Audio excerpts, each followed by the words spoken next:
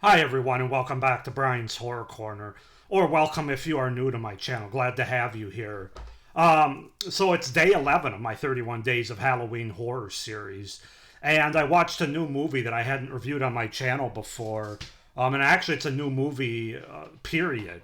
It's from last year, 2023. And unbeknownst to me, it's more Halloween related than I thought it was going to be going into it. I didn't know much about this movie, and that movie is Cobweb from 2023 that I have on DVD here. So yeah, I mean, just the name made me think, okay, this would be a good Halloween watch for a first time. But I didn't know it actually kind of takes place on and around Halloween and has some Halloween atmosphere in it, having to do with pumpkins and jack-o'-lanterns and things like that. So yay, I picked the right one, or I picked a good one, I should say, for this particular series. But yeah, Cobweb from 2023. Let's just go ahead and get into it here. So, Cobweb is a 2023 American horror film directed by Samuel Bowden, or Bodden. I think it's Bowden, in his directorial debut. Wow. I didn't realize that. Its screenplay, written by Chris Thomas Devlin, was included in the 2018 The Blacklist and follows a young boy raised by overprotective parents who suddenly hears noises coming from behind the bedroom wall. So basically, it starts with Peter. We're introduced to Peter, a shy, bullied 8-year-old boy living with his overbearing and emotionally distant parents, Carol and Mark. However, he earns sympathy from a substitute teacher, Miss Devine. Peter wishes to go trick-or-treating on Halloween night, but his parents forbid him due to the disappearance of a young girl in the neighborhood several years ago. Later that night, Peter is woken up by the sound of tapping from the inside of a wall in his bedroom. His parents deny these occurrences, insisting that he is imagining them. Over the next few days, Peter talks with a voice coming from the wall. The voice claims that she was trapped in the walls by Peter's parents and calls them evil. Miss Devlin becomes concerned, Miss Devine, I should say, becomes concerned after seeing a picture Peter drew of himself scared in bed with the words, "Help me." And Carol admonishes Peter for bringing his delusions to his teacher. At school, Brian, a bully, destroys Peter's prized pumpkin. Spurred by the voice's advice, Peter pushes Brian down the stairs, breaking his leg. After learning he has been expelled, Peter's parents lock him in the basement, where he discovers a pit covered with a grate. So that's to set up the premise and the opening. As far as the cast goes for Cobweb, we have Lizzie Kaplan as Carol, Anthony Starr as Mark, Cleopatra Coleman as Miss Devine, and Woody Norman as Peter. So yeah, that's to set up the premise and the cast for the 2023 horror movie Cobweb. This is a pretty good movie, I have to say. Like I said, I didn't know jack about it going into it. All I know is it came out last year and the title was Cobweb, but I really didn't. There wasn't. One thing that was actually this movie's benefit, there really wasn't a lot of oversaturation of it in terms of trailers or it being talked about a lot, although there are a lot of reviews online for it, like mine. But, a lot of horror movies nowadays, when they come out, it's a trailer that shows way too much. It basically gives the movie away. This movie doesn't do that because I don't remember seeing a trailer for it. And I know it only played at select theaters last year across the country. So, anyway, I just wanted to throw that out there before I get into my review. So, let's start with the good things that I liked about Cobweb, and there are quite a few.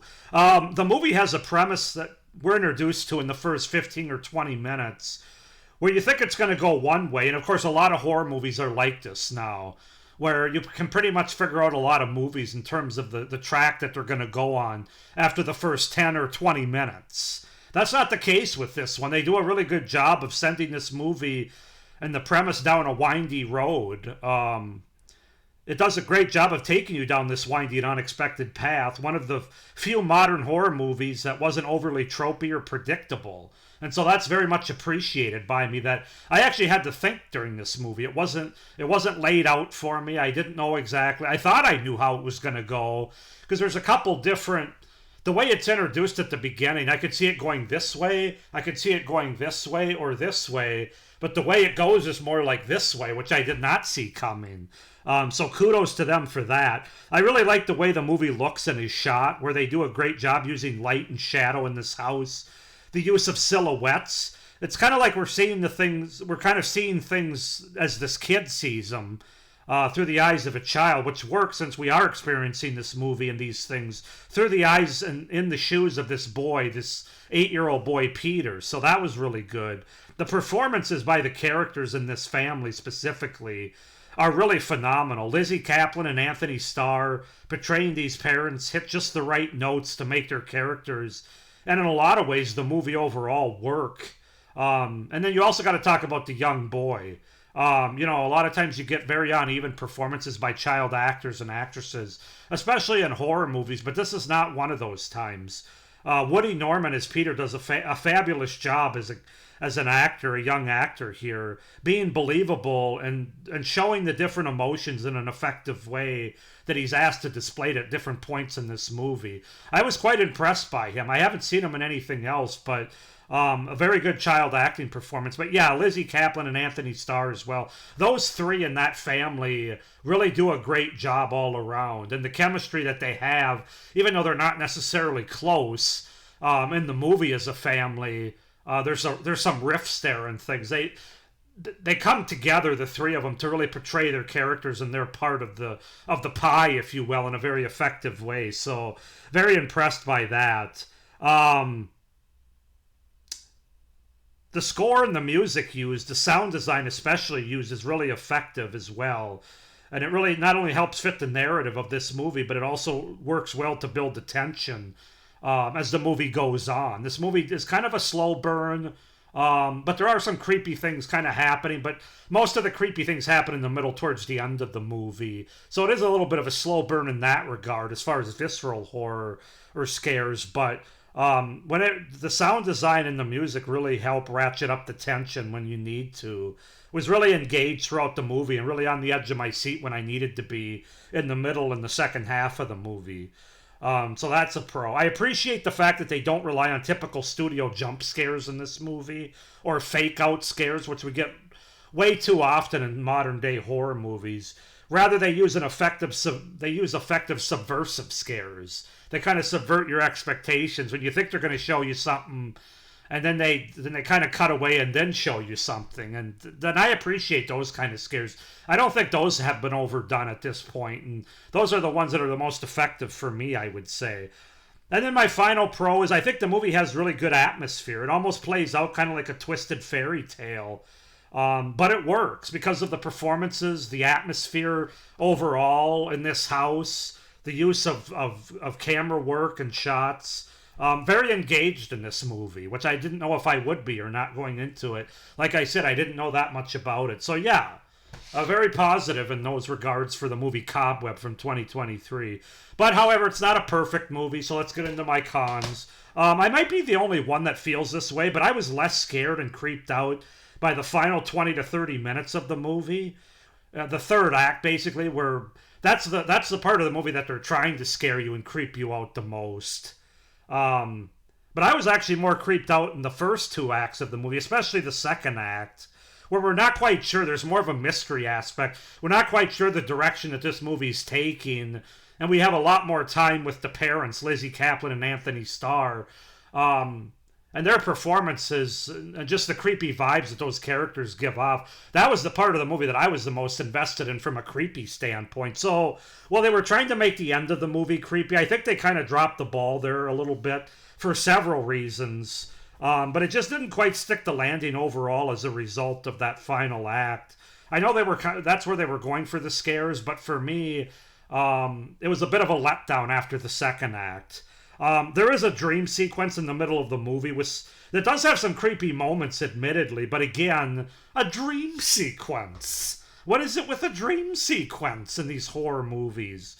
Just not a big fan of them. If you follow me in my channel, you know that I think it's old, it's cheap, and I just don't think it's necessary. So that's a con. I really didn't buy into the character of Miss Divine either, played by Cleopatra Coleman, and the relationship that she tries to develop, or the overlooking or watching out for Peter. That just felt a bit forced to me, and it never really felt natural or believable.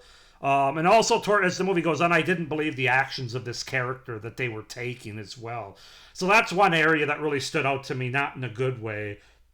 And then finally, when we finally see the full detail of what we haven't seen up until the end of the movie, it's disappointing, both in terms of the visual and the look, as it's got some CGI involved, I think.